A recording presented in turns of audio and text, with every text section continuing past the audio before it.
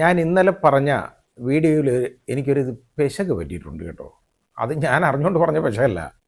ഞാൻ ധനകാര്യ വകുപ്പിൽ നിന്ന് കഴിഞ്ഞ 22-ന് ഇറക്കിയ ആ നോട്ടിഫിക്കേഷൻ, അതിലെ തുകയാണ് ഞാൻ പറഞ്ഞത്. 25,91,00,000 രൂപ എന്ന് ഞാനൊരു അപരാധം പറഞ്ഞുപോയി. അതൊന്നും അല്ല സംഭവം. ഇപ്പോഴാണ് വെളി വരുന്നത്. ഇത് എല്ലാം കൂടെ ഏതാണ്ട് 100 കോടി രൂപയ്ക്ക് മേളിൽ പോവും. അതെങ്ങനെ പോകുന്നതെന്ന് ചോദിച്ചു കഴിഞ്ഞാൽ, ഇന്ന് മാധ്യമങ്ങളിലൊക്കെ ഇതിൻ്റെ കണക്ക് ചെറുതായിട്ട് ഒന്ന് സൂചിപ്പിച്ചിട്ടുണ്ട് കേട്ടോ. കാര്യമായിട്ട് അവർ എഴുതിയില്ല, പക്ഷേ സൂചിപ്പിച്ചിട്ടുണ്ട്. ഇവിടുത്തെ പ്രതിപക്ഷങ്ങളൊന്നും മിണ്ടുന്നില്ല എന്നുള്ളതാണ് അതിൻ്റെ ഇന്നത്തെ ഏറ്റവും പരിതാപകരമായ അവസ്ഥ. ഈ പ്രതിപക്ഷത്തിൻ്റെ ജോലി ഇപ്പോൾ ഞങ്ങൾ കുറേ പേരാ ചെയ്തുകൊണ്ടിരിക്കുന്നത്. അത് നിങ്ങളുള്ള സ്നേഹം കൊണ്ടൊന്നുമല്ല ചെയ്യുന്നത്. ഈ കേരളത്തിലെ ജനങ്ങളോടും ഞങ്ങൾക്ക് ഞങ്ങളോടുമുള്ള സ്നേഹം കൊണ്ടാണ് ഇത് പറയുന്നത്. കാരണം ഇത്രത്തോളം നമ്മളെ കൊണ്ട് കട്ട് തിന്നുന്നവന്മാരുടെ കാര്യം വിളിച്ചു പറയേണ്ടത് കൊണ്ട് പറയുന്നതാണ്. ഇതൊരു രാഷ്ട്രീയത്തിനെതിരല്ല.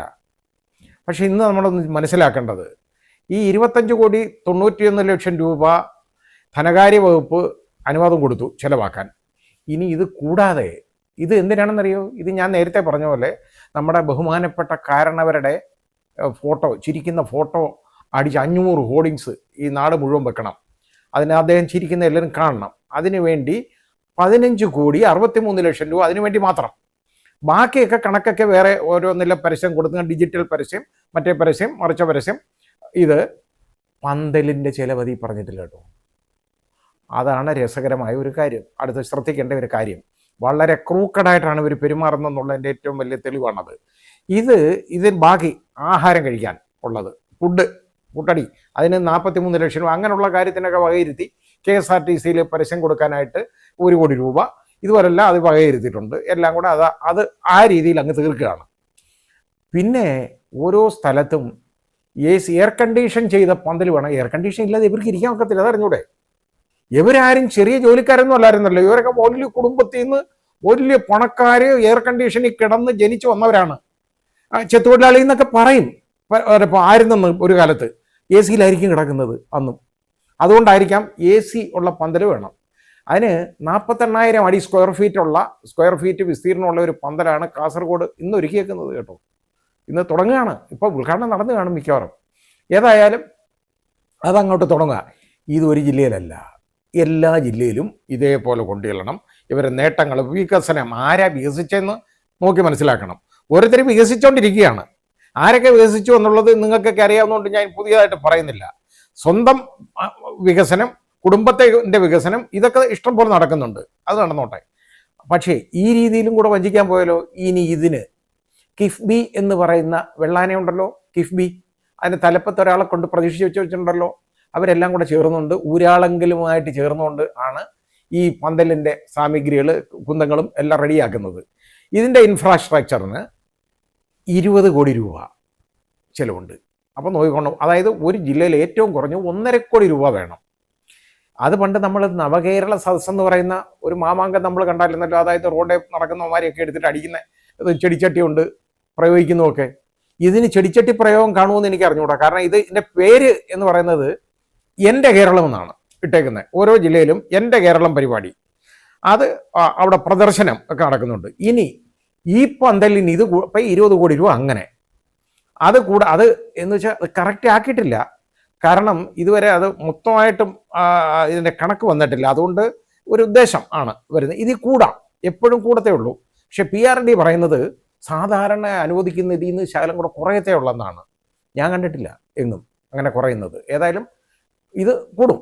ഇനി ഇത് മാത്രമൊന്നുമല്ല സംഭവിക്കാൻ പോകുന്നത്. ഇനി ഓരോ ഗവൺമെൻറ് ഡിപ്പാർട്ട്മെൻറ്റുകളും ഇവിടെ പ്രദർശനം നടത്താൻ, ഡിപ്പാർട്ട്മെൻറ്റുകളും മറ്റ് സ്ഥാപനങ്ങളും, ഗവൺമെൻറ് സ്ഥാപനങ്ങളും ഒക്കെ അവിടെ പ്രദർശനം ഓരോ സ്ഥലത്തും നടത്തണം. മാർക്സിസ്റ്റ് പാർട്ടിയുടെ പരിപാടിയാണ്. യഥാർത്ഥത്തിൽ മാർക്സിസ്റ്റ് പാർട്ടി എന്ന് പറയേണ്ട ഇടത് മുന്നണി എന്ന് നമുക്ക് പറയാം. ഇടത് മുന്നണി എന്ന് പറഞ്ഞാൽ എന്താണ്? മാർക്സിസ്റ്റ് പാർട്ടി കഴിഞ്ഞാൽ CPI-യും ഇത്രത്തോളം ഗുരുതരമായ അഴിമതിക്കും അക്രമത്തിനും ഈ ധൂർത്തിനും കൂട്ടു നിൽക്കുമെന്ന് ഞാൻ വിചാരിച്ചിരുന്നില്ല. കാരണം ഞാൻ ആ പാർട്ടിയെക്കുറിച്ച് ഇച്ചിരി ഒരു നല്ലൊരു പാർട്ടിയായിട്ടാണ് ഞാൻ കണക്കാക്കിയിരുന്നത്.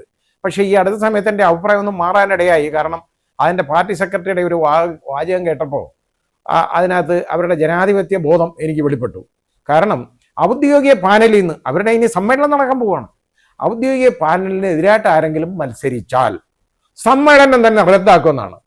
ഇതെന്തോന്ന് ഇതിയമീനോ? പറയുന്നത് കേട്ടതാണ് ഞാൻ. അതോടുകൂടി അത് മതിയായി, മടുത്ത് തീർന്നു. ഇനി അതിനെക്കുറിച്ചും എനിക്ക് അഭിപ്രായമില്ല. ബാക്കി പിന്നെ പറഞ്ഞുകൊണ്ട് കാര്യമില്ല. ബാക്കി ആർക്കും അതിനകത്ത് യാതൊരു വോയിസും ഇല്ല, ഒരു സേയും ഉള്ളവരല്ല. അവർ ചുമ്മാതെ എല്ലാം തലയാട്ടിക്കൊണ്ടിരിക്കാനേ പറ്റുള്ളൂ, ഇല്ലെങ്കിൽ ഇറങ്ങിപ്പോടാ എന്ന് പറയും, അതോടുകൂടി തീരും. പക്ഷേ ഇത് ഈ CPI എങ്കിലും നിങ്ങളെങ്കിലും ഒന്ന് മനസ്സിലാക്കണം, ഇത്രത്തോളം കൊള്ള നമ്മുടെ ഈ ഖജനാവിൽ നിന്ന് നടത്തുക. ഇപ്പം ഈ കിഫ്ബി ആണ് 20 കോടി രൂപ മുടക്കുന്നതെന്ന് പറയും. കിഫ്ബി എന്ന് പറയുന്നത് എന്തോന്നാണ്? നമ്മുടെയൊക്കെ പണമാണ് കിഫ്ബി എന്നുള്ള പേരിൽ ധനകാര്യ വകുപ്പിന് പകരം ഇപ്പോൾ ഉള്ളത് കിഫ്ബിയാണ്. ധനകാര്യ വകുപ്പ് എന്ന് പറയുന്ന ഒരെണ്ണം ഇല്ല, എല്ലാം കിഫ്ബിയാണുള്ളത്. അപ്പോൾ അതിൽ നിന്ന് മുടക്കാൻ പോവുകയാണിത്. പക്ഷേ ഇതൊക്കെ നോക്കി ഒന്ന് കണക്ക് മൊത്തം കൂടി എടുത്താലോ 100 കോടി രൂപയ്ക്ക് പുറത്തെങ്കിലും വരും ഇത് കേട്ടോ. അതിൽ കുറയാൻ സാധ്യത വളരെ കുറവാണ്. എന്നിട്ടാണ് ആ മുട്ടയടിച്ച് പട്ടിണിയും പരിവട്ടവുമായിട്ട് തെരുവിൽ കിടക്കുന്ന കുറേ സഹോദരിമാരുണ്ട്. അവർക്ക് ഒരു ദിവസം ഒരു 100 രൂപ കൂട്ടി കൊടുക്കട്ടെ ഇതിൽ നിന്ന്, എന്നിട്ട് ബാക്കി കൊണ്ടുപോയി തിന്ന്. അതല്ലേ വേണ്ടത്? അത്രയെങ്കിലും ആണെങ്കിൽ ഒരാൾക്കൊരു 100 രൂപ വെച്ച് കൊടുത്തു കഴിഞ്ഞാൽ ഒരു മാസം ഒരാൾക്ക് അങ്ങേയറ്റം വരുന്ന എത്ര, ഈ അവധി ദിവസം കഴിച്ചു കഴിഞ്ഞാൽ 26,600 രൂപ വരും. അതെങ്കിലും അവർക്ക് കൊടുത്തു കഴിഞ്ഞാൽ അവർ പട്ടിണിയില്ലാതെ അല്പം, അവരുടെ പട്ടിണിയിൽ അല്പമെങ്കിലും ഒരു കുറവ് വരും.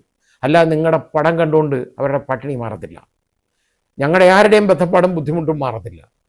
ഇത് പറയാൻ പോയി കഴിഞ്ഞാൽ പറയും, ഇയാൾ എന്തോന്ന് പ്രതിപക്ഷത്തിന് വേണ്ടി സംസാരിക്കുന്നു. ഞാൻ പ്രതിപക്ഷത്തിനൊന്നുമല്ല സംസാരിക്കുന്ന, ഇവിടെ പ്രതിപക്ഷം എന്ന് പറയുന്ന ഒന്നിനെ കാണുന്നില്ല. ഇതാരെങ്കിലും ഇതിനെക്കുറിച്ചും ഇത് യഥാർത്ഥത്തിൽ ഞാൻ ചോദിക്കട്ടെ, കോൺഗ്രസ് ഗവൺമെൻറ് ഭരിക്കുന്ന ഒരു സമയം, അല്ലെങ്കിൽ വലതുപക്ഷം ഭരിക്കുന്ന ഒരു സമയമായിരുന്നെങ്കിൽ ഇവിടെ ഇവന്മാർ കത്തിക്കത്തില്ലായിരുന്നോ കേരളം സുഹൃത്താണെന്നും പറഞ്ഞ്? പക്ഷെ ഒരൊറ്റ എണ്ണം അനങ്ങാനുണ്ടോ? എല്ലാ ഉടുപ്പും റെഡിയാക്കി തേച്ച് റെഡിയാക്കിക്കൊണ്ട് നിൽക്കുകയാണ്. എന്തിനാണെന്നറിയാമോ? മുഖ്യമന്ത്രിയാവാൻ. അത് മതി. ആദ്യം മുഖ്യമന്ത്രി സ്ഥാനമൊക്കെ കള. ഇത് ഞാൻ നിങ്ങളെ നന്നാക്കാൻ പറയുന്നൊന്നുമല്ല, ഇത് നിങ്ങളും കൊള്ളാമെന്ന് ഞാൻ പറയുന്നില്ല.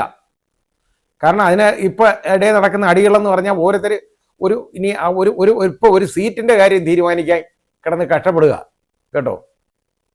അതിപ്പോൾ പറഞ്ഞുകൊണ്ട് കാര്യമില്ല. അത് വേലിയിലിരിക്കുന്ന അതിന് ബാക്കി ഞാൻ പറയുന്നില്ല അതിനെക്കുറിച്ച്.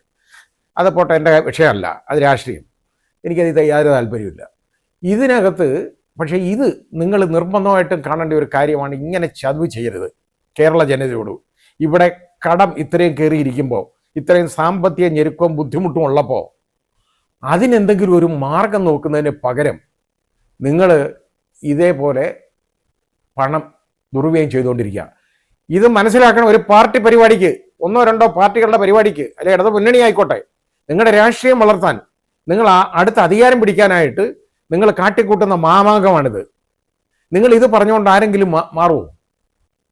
അതാദ്യം ചിന്തിക്ക്, അല്പമെങ്കിലും വിവേകത്തോടുകൂടി ചിന്തിക്കും. മുമ്പ് ഒരു 100 രൂപയുടെ കിറ്റ് കൊടുത്ത് അതും വാങ്ങിച്ച് നക്കിക്കൊണ്ട് എല്ലാവരും നിന്ന് നോട്ട് ചെയ്ത് ഒരു പ്രാവശ്യം കയറിപ്പോയി. ഇനി കിറ്റ് ഓടത്തില്ല, അത് മനസ്സിലായി. പിന്നെ ആ കിറ്റിൻ്റെ ചതിവ് എല്ലാവർക്കും മനസ്സിലായി. പിന്നെ കഴിഞ്ഞ തവണ ക്ഷേമ പെൻഷൻ എന്നും ഇതൊക്കെ പറഞ്ഞ് കുറേ വലിയ ബുദ്ധിമുട്ടും ബഹളവും അഭിപ്രായമൊക്കെ കാണിച്ച് ജനങ്ങൾക്കൊരു ഓപ്ഷൻ ഇല്ല. അതാണ് കാര്യം. ഈ വലതുപക്ഷം എന്ന് പറയുന്ന ഒരു മനസ്സിലാക്കണം. അതായത് ഈ പ്രതിപക്ഷം ഉണ്ടെന്ന് പറയുന്ന പ്രതിപക്ഷം ഉണ്ടല്ലോ, ഒന്ന് തിരിച്ചറിയണം. അതായത് നിങ്ങളെ എന്താ ആളുകൾ കൊണ്ടുവരാത്തതെന്ന് മനസ്സിലാവും നിങ്ങൾക്ക്. നിങ്ങളെ കൊണ്ടുവരാത്തത് നിങ്ങളിൽ വിശ്വാസം നഷ്ടപ്പെട്ടേക്കുന്നതുകൊണ്ടാണ്.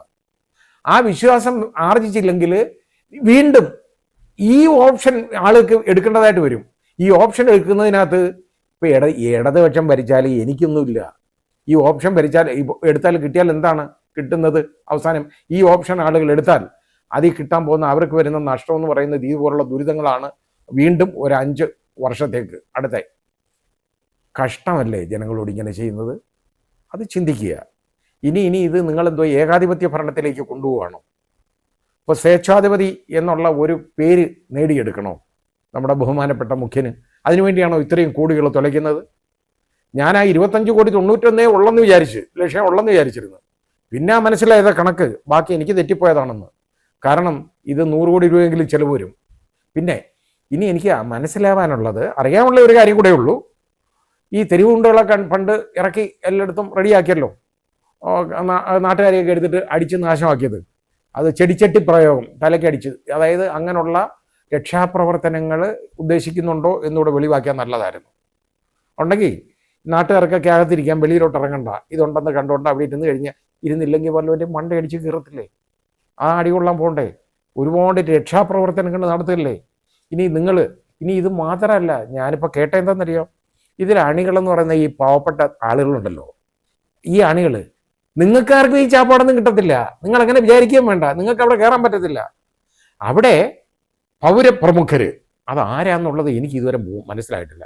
ഞാനൊന്നും അധികം വരത്തില്ല കേട്ടോ, കാരണം പൗരപ്രമുഖനല്ല, അതുകൊണ്ട് അതും വരികയില്ല.